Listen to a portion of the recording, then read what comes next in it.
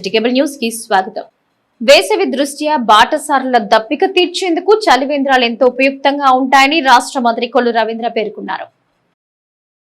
వేసవి దృష్ట్యా బాటసారులు దప్పిక తీర్చేందుకు చలివేంద్రాలు ఎంతో ఉపయుక్తంగా ఉంటాయని రాష్ట్ర మంత్రి కొల్లు రవీంద్ర పేర్కొన్నారు. కోనేరు సెంటర్ లో నగరపాలక సంస్థ ఆధ్వర్యంలో ఏర్పాటు చేసిన చలివేంద్రాన్ని రాష్ట్ర గనులు, భూగర్భ వనరులు మరియు ఎక్సైజ్ శాఖ మంత్రి కొల్లు రవీంద్ర ప్రారంభించారు. ఈ సందర్భంగా నియోజకవర్గ జనసేన పార్టీ ఇన్ఛార్జ్ బండి రామకృష్ణ, మున్సిపల్ కమిషనర్ బాపిరాజుతో కలిసి మంత్రి రవీంద్ర బాటసార్లకు మజ్జిగ పంపిణీ చేశారు. ఈ కార్యక్రమంలో మున్సిపల్ మాజీ చైర్మన్ మోటమరి బాబా ప్రసాద్ తదితర కూటమి నాయకులు పాల్గొన్నారు. మచిలీపట్నంలో చలివేంద్రాలు ఏర్పాటు చేయమని చెప్పి ఈరోజు కోనేరు సెంటర్లో మరి నగరపాలక సంస్థ ఏర్పాటు చేయడం జరిగింది. దానికి మంత్రి గారు కొల్లు రవీంద్ర గారు ఇచ్చేసి దీన్ని ప్రారంభించడం జరిగింది. అట్లాగే మన రామకృష్ణ గారు వీళ్ళందరూ కూడా ఇక్కడికి ఇచ్చేసి కార్యక్రమంలో పాలు పంచుకున్నారు. పెద్ద ఎత్తున మజ్జిగ, మంచినీళ్ళు కూడా వినియోగం జరుగుతుంది. కాబట్టి దూర ప్రాంతాల్లో వచ్చే బాటసారులు, మచిలీపట్నం పుర ప్రజలు, చుట్టుపక్కల గ్రామాల నుంచి వచ్చే వారందరూ కూడా దీన్ని సద్వినియోగం చేసుకోవాలని చెప్పి కూడా అందరినీ కోరుకుంటున్నాం. ఈరోజు మచిలీపట్నంలో కోనేరు సెంటర్లో ఒక చలివేంద్రాన్ని ఏర్పాటు చేయడం జరిగింది. గౌరవ మంత్రివర్యులు మచిలీపట్నం పట్టణంలో దాదాపు ఎక్కడైతే ప్రధానమైనటువంటి కూడళ్ళు ఉంటాయో అన్ని కూడళ్ళలో కూడా చలివేంద్రాలు ఏర్పాటు చేయమని చెప్పారు. ముఖ్యంగా మచిలీపట్నంలో కోనేరు సెంటర్కి దాదాపుగా రోజు 25,000 మంది వివిధ ప్రాంతాల నుంచి వస్తూ ఉంటారు. వారందరికీ కూడా ఈరోజు మజ్జిగ పంపిణీని చలివేంద్రాన్ని ఏర్పాటు చేశారు. ప్రతి ఒక్కరు కూడా దీన్ని సద్వినియోగం చేసుకుని ఉపయోగించుకోవాల్సిన అవసరం ఉంది. వేసవిలో దూర ప్రాంతాల నుంచి వచ్చే వాళ్ళకి ఈ అవసరం ఉంటుంది. గౌరవ మంత్రివర్యుల యొక్క ఉద్దేశంతో ప్రతి ఒక్కరు కూడా ఉపయోగాలని పడాలని ఉద్దేశంతో చేసినందుకు ఈ కార్యక్రమానికి ఇచ్చేసినటువంటి తెలుగుదేశం పార్టీ నాయకులు, జనసేనకి, అట్లాగే మున్సిపల్ కమిషనర్ గారికి అందరూ కూడా హృదయపూర్వక. రాష్ట్రంలో డాక్టర్ ఎన్టీఆర్ వైద్య సేవ ఫీల్డ్ ఉద్యోగులు తమ సమస్యల పరిష్కారాన్ని కోరుతూ ప్రభుత్వాన్ని వద్ద నిరసన తెలిపారు. తమ సమస్యల పరిష్కారానికి ప్రభుత్వం సానుకూలంగా స్పందించాలని కోరుతూ డాక్టర్ ఎన్టీఆర్ వైద్య సేవ ఫీల్డ్ ఉద్యోగులు తమ సమస్యల పరిష్కారాన్ని కోరుతూ శాంతియుతంగా నిరసన తెలిపారు. గత 17 సంవత్సరాలుగా క్యాడర్ అమలు జరగకపోవటం వల్ల ఎంటీఎస్ లేక, ప్రభుత్వ కాంట్రాక్టు ఉద్యోగిగా గుర్తింపు లేక రాష్ట్ర ఫీల్డ్ ఉద్యోగులు, ఆరోగ్య మిత్రాలు, టీం లీడర్లు, జిల్లా మేనేజర్లు, ఆఫీస్ అసోసియేట్లు, సీసీడీఈఓలు చాలా ఇబ్బందులు ఎదుర్కొంటున్నారని వారన్నారు. ప్రభుత్వ ఉద్యోగాల్లో వెయిటేజ్ లేదు, రిటైర్మెంట్ బెనిఫిట్స్ ఏమీ లేవు. ప్రభుత్వ సైట్లో ప్రభుత్వ ఉద్యోగిగా గుర్తింపు ఉండడం వల్ల సంక్షేమ పథకాలు అమలు కావటం లేదన్నారు. నేను ఎన్టీఆర్ వైద్య సేవ స్టేట్ జనరల్ సెక్రటరీగా వర్క్ చేస్తున్నాను సార్. మేము వైద్య సేవ వైద్య మిత్రాలుగా, ఆరోగ్య మిత్రాలుగా గత 17 సంవత్సరాల నుంచి కూడా ఈ జాబ్ చేస్తూ ఉన్నామండి. ఎన్ని ప్రభుత్వాలు మారినా కానీ మా జీవితాల్లో వెలుగులని రావట్లేదు. ఎందుకంటే ఈ 17 సంవత్సరాల జీవితంలో, ఈ కాలంలో మాకు వచ్చే శాలరీ అనేది చాలా తక్కువగా ఉంటుంది. కాబట్టి మేము ప్రభుత్వాన్ని ఒకటే డిమాండ్ చేస్తున్నామండి. మాకు కనీస వేతనం అమలు చేసి క్యాడర్ కల్పించాలి, తర్వాత ఉద్యోగ భద్రత కల్పించాలన్నది మా ప్రధానమైన డిమాండ్లు అండి.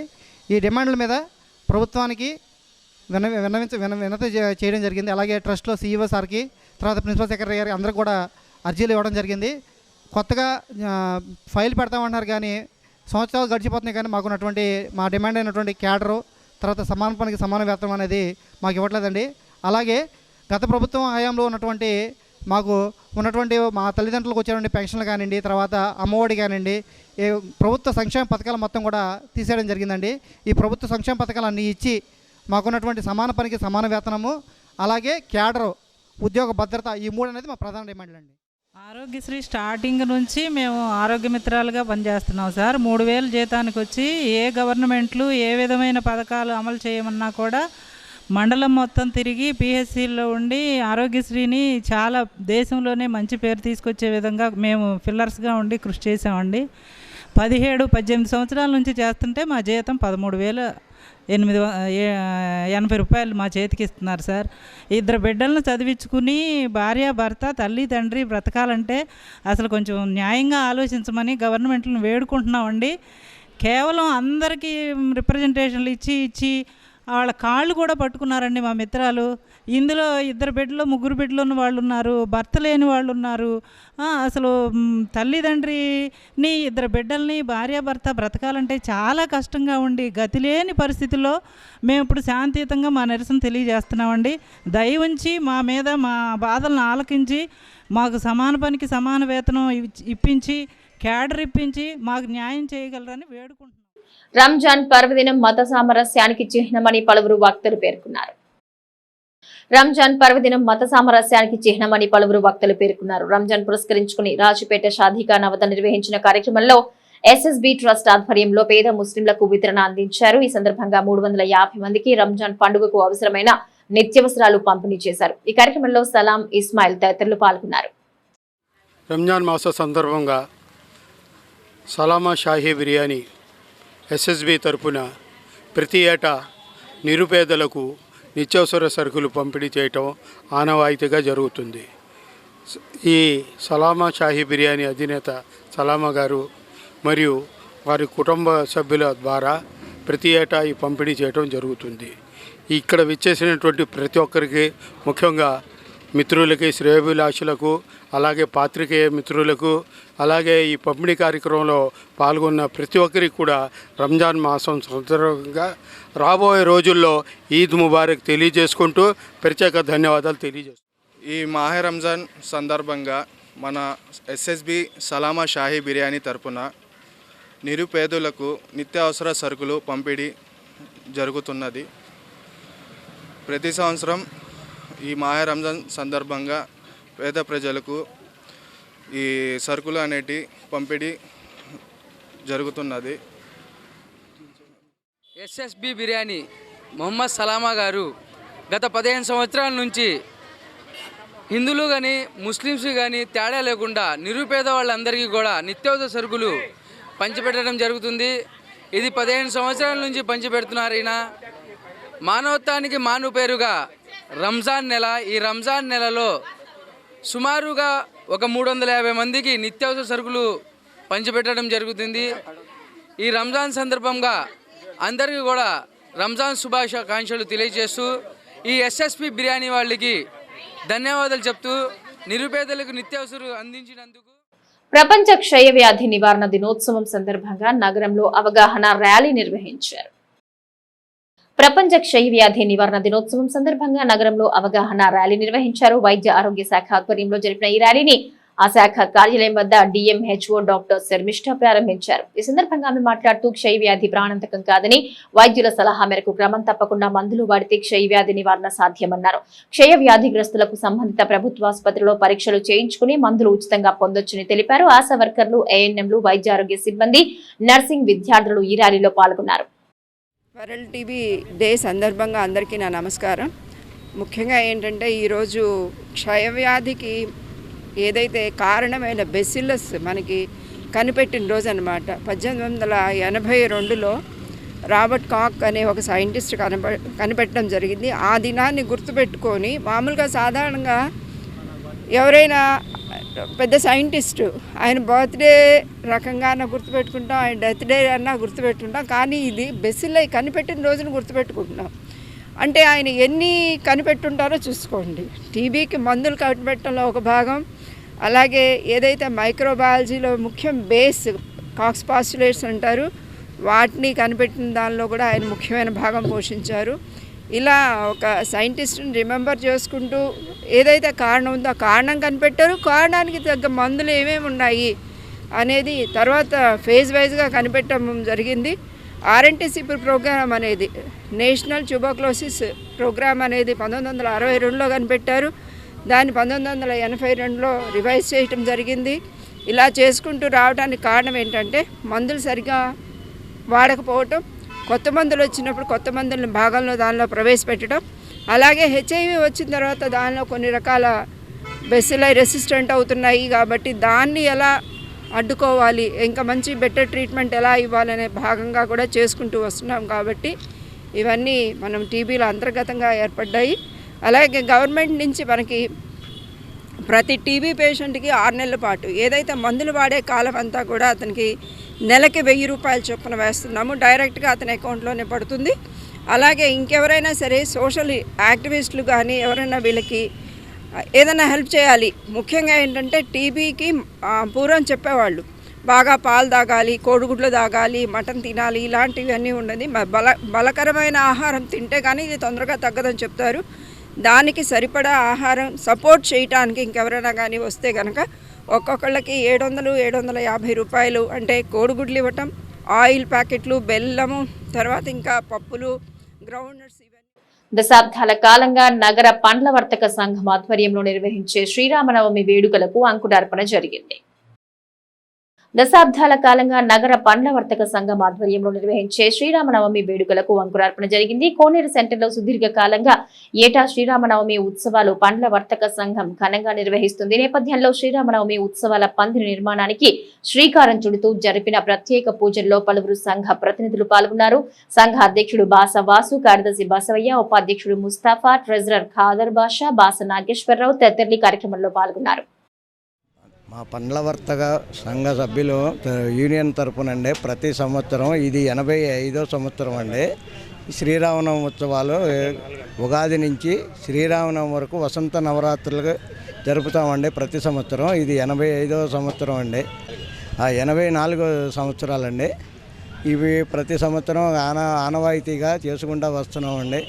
మాకు అందరూ కూడా సహకరించి మాకు ఈ పోలీసు వారు కానీ మున్సిపాలిటీ వారు కానీ మా వ్యాపారస్తులు అందరూ కూడా ఒక ఐక్యతగా ఉండి ఈ ఉత్సవాలు దిగ్విజయంగా పూర్తి చేసుకుంటున్నామండి ప్రతి సంవత్సరం. జై శ్రీరామ్. అందరు పండ్ల వర్తక సంఘం వారి శ్రీ సీతారామ కళ్యాణ మహోత్సవం సందర్భంగా ఇవాళ సమూర్తం చేయడానికి పెద్దలు నిశ్చయించినారు. కావున ఈ కార్యక్రమాన్ని జయప్రదం చేయాల్సిందిగా కోరుతున్నాం. జై శ్రీరామ్.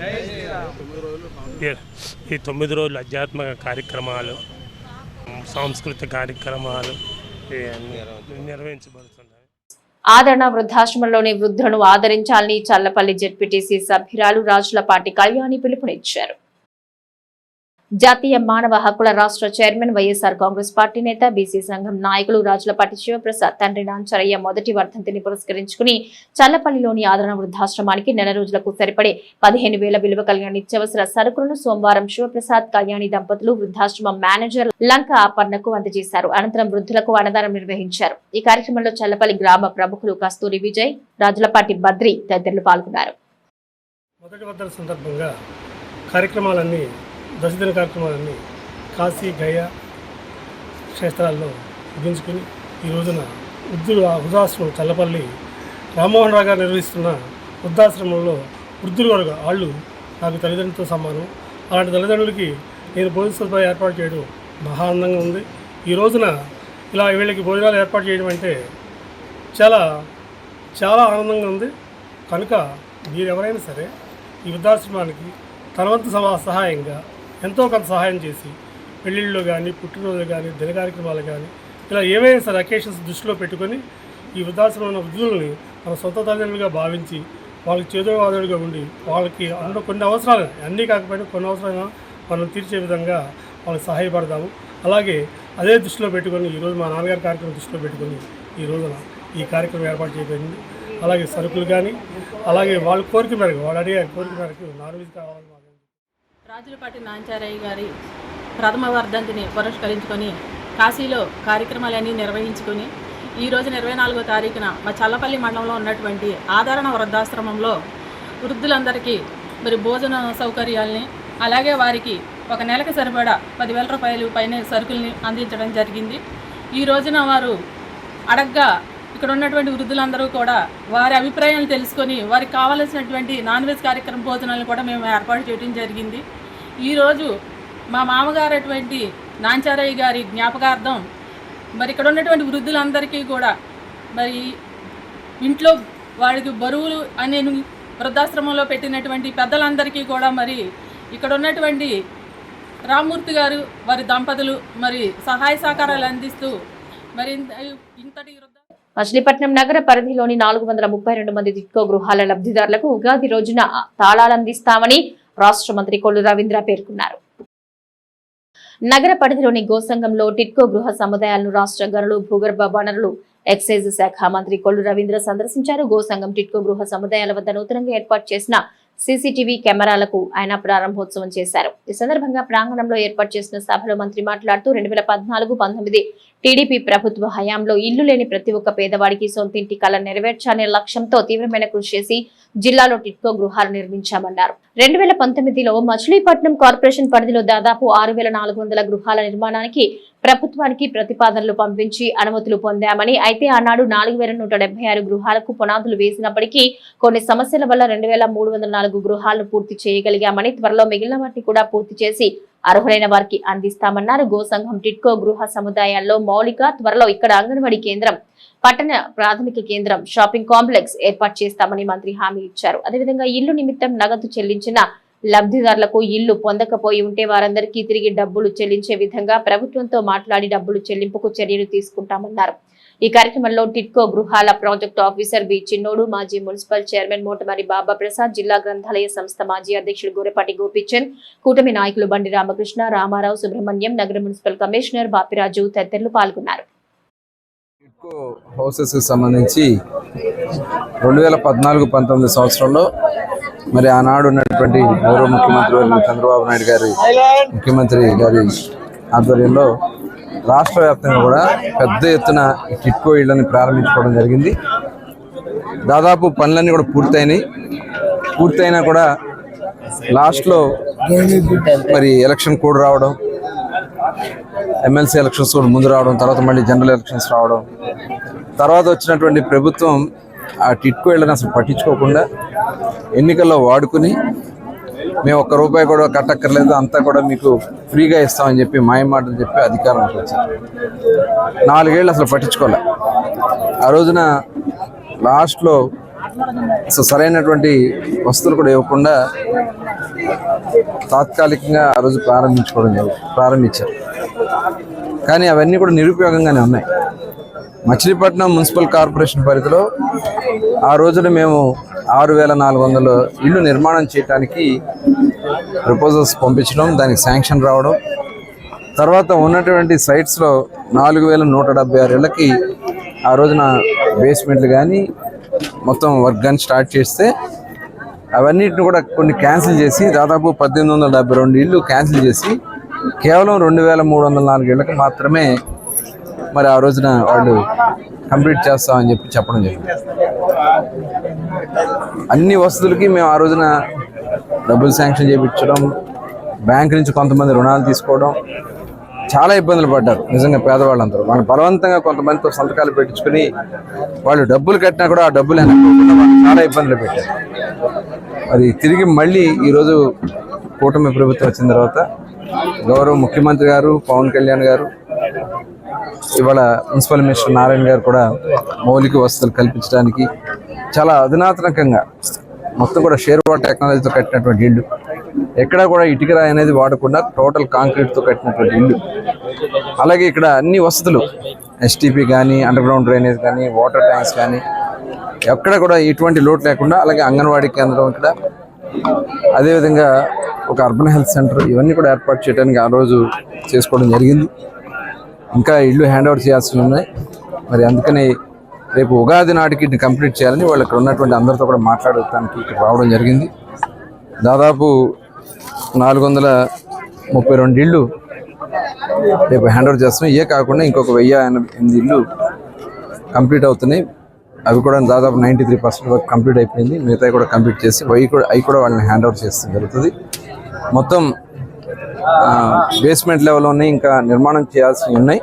వాటిని కూడా దృష్టి పెట్టి అవకాశం ఉన్నంత వరకు వీలైతే ఆ 1,800 ఇళ్ళను కూడా కంప్లీట్ చేయడానికి మరి ముఖ్యమంత్రి గారితో కూడా మాట్లాడి, మున్సిపల్ మినిస్టర్ గారితో కూడా మాట్లాడి, ఎందుకంటే beneficiary contribution plus bank loan ఉంది కాబట్టి ప్రభుత్వం పెరిగినటువంటి అంచనాలని కొద్దిగా మ్యాచ్ చేసుకోగలిగితే అవన్నీ కూడా కంప్లీట్ చేస్తే ఆల్రెడీ ఇన్ఫ్రాస్ట్రక్చర్ ఉంది. మొత్తం కూడా రోడ్స్ కానీ, డ్రైన్స్ కానీ, టోటల్ అంతా ఉంది, ఎలక్ట్రిసిటీ ఉంది, అంతా ఉంది కాబట్టి మిగతా కూడా కంప్లీట్ చేసి మేము ఏదైతే అనుకున్న 4,176 ఇళ్ళు కూడా కంప్లీట్ చేయడం జరుగుతుంది.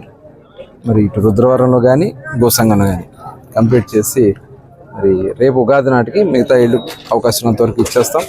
మిగతా కూడా 1 year లోపు అయ్యే విధంగా ప్లాన్ చేసుకుని ముందుకెళ్తాం.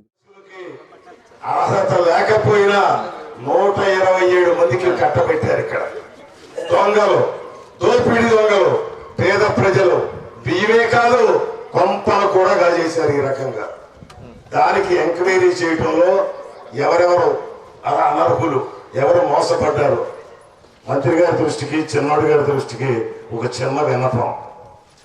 చాలా మందిని నాకు ఇష్టం లేదు, తీసి ఇల్లు మారాడు, ఈ ఊళ్ళో ఉంటుందా రాశారు, అనర్హత, ఆ వార్తలు ఇష్టం ఉంది. ఇప్పుడు అది కూడా ఉంది, మైగ్రేటెడ్ అని రాసి పారేశారు. ఏం కాదా వాళ్ళు హలో లక్షణ అంటూ ఏడుస్తున్నారు. దొంగలు ప్రవేశించారు ఆ ప్లాట్లలో. ఇప్పుడు మరి ఇవన్నీ కూడా పరిపూర్ణంగా ఎంక్వైరీ చేసి ఎలా చేస్తారో న్యాయం చేయండి దయచేసి. అయితే గతంలో ఏదైతే అనుకున్నారో 6,400 ఖచ్చితంగా కొల్లు రవీంద్ర గారు దానికోసం పట్టుబట్టి ఏదైతే హామీ ఇచ్చారో మళ్ళీ టిట్కో ఇళ్ళు వేరే కోట తీసుకొచ్చి అందరికీ చెయ్యాలనే కృత నిశ్చయంతో ఆయన ఉన్నాడు. ఎప్పటికీ సందేహించవసరం లేదు దయచేసి. అంతేకాదు కొంతమంది అమ్మకాలకు ప్రయత్నం చేస్తున్నారు, ఎంక్వైరీ చేస్తున్నారు, మరి ఏమైపోతాయో అని అమ్మేసి వెళ్ళిపోవడం. దయచేసి ఎవరు కూడా అమ్మాల్సిన పని లేదు. బ్రహ్మాండమైనటువంటి సదుపాయాన్ని చూస్తే ఇందాక మాట్లాడుకుంటున్నాం, ఎక్కడైనా భూకంపం వస్తే ఇయ్యాల పడిపోతుంది కానీ ఈ మాత్రం పడవంట. కారణం ఏంటంటే 60 అడుగుల లోతుకి వెళ్ళారంట. 60 అడుగుల లోతు ఎక్కడ బంధంలో ఏ ఇల్లు నాకు తెలిసి అలా చేయదు. అంత చక్కటి ప్లాన్ చేశారు. కొంతమంది మిమ్మల్ని డబ్బులు ఎరేసి తీసేసుకుందాం చూస్తున్నారు. మీరు ఎట్టి పరిస్థితుల్లో లొంగొద్దు, అమ్ముకోవద్దు, మళ్ళా కొనలేరు. ఎందుకంటే పోర్ట్ వస్తుంది అక్కడ. ఇంకో పక్కన మెడికల్ కాలేజీ, మచిలీపట్నం రూపురేఖలు మారిపోతున్నాయి. ఇల్లు దొరకటం, స్థలం దొరకడం కష్టం. దొరికిన ఇల్లుని మాత్రం జాగ్రత్తగా మీరు ఆళ్ళు ఇల్లు ఎరేసి అమ్మేయాలని చూస్తున్నారని చెప్పి అంటున్నారు. అలాంటి పొరపాటుని కూడా అమ్మినా వాళ్ళు కొనుక్కున్న వాళ్ళ చేతిలో ఇంకొకరికి ఇచ్చేస్తారు. ఎలా కాకుండా దుర్మార్గంగా పేదల కోసం కట్టినటువంటి ఇల్లుని మరి గత ప్రభుత్వంలో ఉన్నటువంటి వాళ్ళు అలా ఆపేశారు. 4 సంవత్సరాలు పెట్టేసి ఎలక్షన్ ముందు గుర్తొచ్చింది, ప్రజల్లో వ్యతిరేకత వస్తుందేమోనని మళ్ళా పనులు ప్రారంభించారు. అది కాకుండా అందులో దగ్గర 10% అంటే దగ్గర ప్రతి సాటా కూడా 200-300 ఇళ్ళు వాళ్ళకి సంబంధించిన మనుషులకు రాసుకున్నారు. అవన్నీ కూడా చూస్తున్నారు. ఇక్కడ స్టేట్లోనే కాదు రెడ్ బుక్, ఇక్కడ కూడా ఉంది రెడ్ బుక్. ఇక్కడ కూడా ఎవరెవరు ఏం చేశారు, ఎవరు చేశారు, ఎలా చేశారు చూస్తున్నారు. అవన్నీ కూడా తీసి ఎవరైతే వాళ్ళ పేరును రాసుకున్న వాళ్ళందరికీ కూడా బయటకు తీసి వాళ్ళకి జైలుకి పంపిస్తారు.